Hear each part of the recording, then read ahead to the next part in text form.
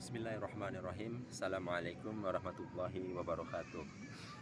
Innal hamdalillah nahmaduhu wa nasta'inuhu wa nastaghfiruh wa na'udzu billahi min sururi anfusina wa min sayyiati a'malina. Man yahdihillahu fala mudhillalah wa man yudlilhu fala hadiyalah. Asyhadu an la ilaha illallah wahdahu la syarikalah wa asyhadu anna Muhammadan abduhu wa rasuluhu la nabiyya ba'da. Alhamdulillahirabbil alamin. Teman-temanku, saudaraku, kawan-kawan semua, pada malam ini kita akan membahas sebuah kajian singkat, yakni tentang pembagian tauhid menjadi 3. Tauhid adalah salah satu fondasi akidah seorang muslim. Tanpa tauhid, seseorang akan kesulitan sekali untuk mengenal Allah dalam peribadatannya, kesehariannya, dan juga muamalah serta dalam hal-hal yang berkaitan dengan agama lainnya.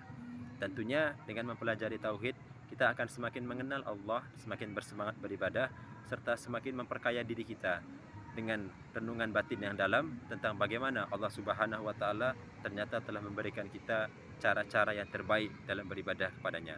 Dan tentunya senantiasa kita berselawat pada Rasulullah SAW dengan mengucapkan Allahumma sholli ala Sayyidina Muhammad wa ala ali Sayyidina Muhammad.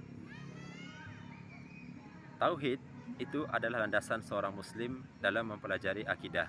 Dengan tauhid, seseorang akan mudah mengenal Allah, mudah berubudiyah, dan juga mudah untuk mengesahkan serta mengetahui sifat-sifat Allah Subhanahu wa Ta'ala lainnya.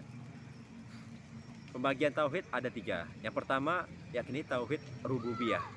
Tauhid rububiyah adalah segala macam sesuatu hal yang berkaitan dengan Allah Subhanahu wa Ta'ala, perbuatan Allah terhadap apa yang Allah Subhanahu wa Ta'ala ciptakan.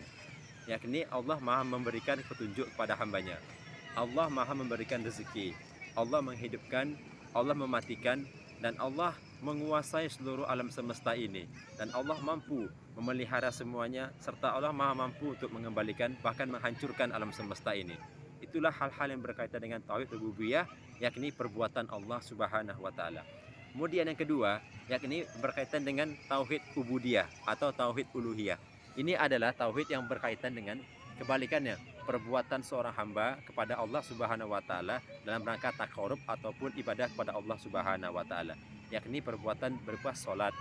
Seorang hamba salat kepada Allah, itu adalah tauhid ubudiyah, peribadatan. Kemudian menyembelih kurban, seorang hamba menyembelih niat lillahi ta'ala, itu adalah tauhid kita kepada Allah, peribadatan kita kepada Allah Subhanahu wa Ta'ala.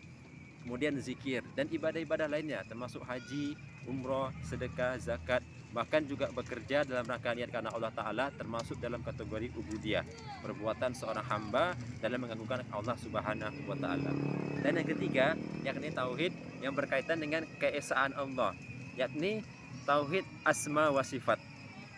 Tauhid yang ketiga ini adalah tauhid yang berkaitan dengan segala macam kesempurnaan Allah Subhanahu wa Ta'ala yang kita kenal dalam nama-namanya yang indah, nama-namanya yang husna. Allah Maha Pengasih, Ar-Rahman, Ar-Rahim. Allah Maha Pemberi rezeki, Ya Razzaq. Allah kemudian Maha menghidupkan, Allah Maha mematikan.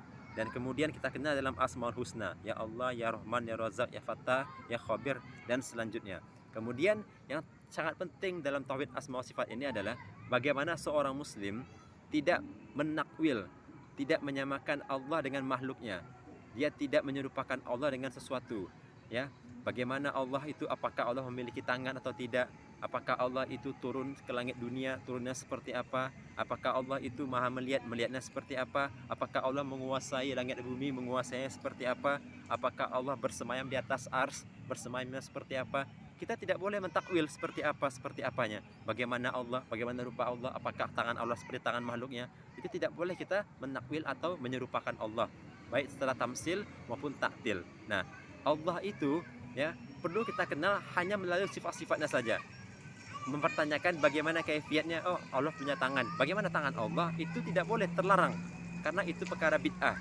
Nah, maka kita hanya mengimani saja apa yang telah Allah sampaikan, apa yang telah Allah bilang, apa yang telah Allah katakan. Allah mengatakan ia bersemayam di atas ars, maka kita mengimani saja, oh bersemayam di atas ars. Tidak perlu kita, ars itu seperti apa, oh bagaimana ars. Kalau Allah bersemayam di atas ars, berarti Allah butuh ars, berarti Allah butuh tempat. Kita tidak boleh mentakwil, mengada-ngada seperti itu, karena para sahabat dulu tidak seperti itu, ya. Ketika seorang budak ditanya oleh Rasulullah, ya, Ainullah, di mana Allah? Lalu si budak mengatakan fis sama, di langit. Ya, dia tidak apa mengangankan atau menghayalkan di langit Allah itu seperti apa, apakah duduk seperti ini, apakah seperti singasana, ya tidak perlu. Ya, oleh karena itu tauhid asma wa sifat adalah tauhid yang sangat penting sekali kita pelajari, karena banyak orang terjebak di sana dengan pemikiran awamnya, mentakwil dengan segala macam akal kita yang remah, yang remeh-remeh ini. Nah, semoga Allah Subhanahu wa taala memudahkan kita untuk mempelajari tauhid ini dan kita mengamalkannya dengan benar-benar. Ya, insya Allah nanti kita sambung. Subhanakallahumma bihamdika, asyhadu alla ilaha illa anta, astaghfiruka wa atubu ilaik. Assalamualaikum warahmatullahi wabarakatuh.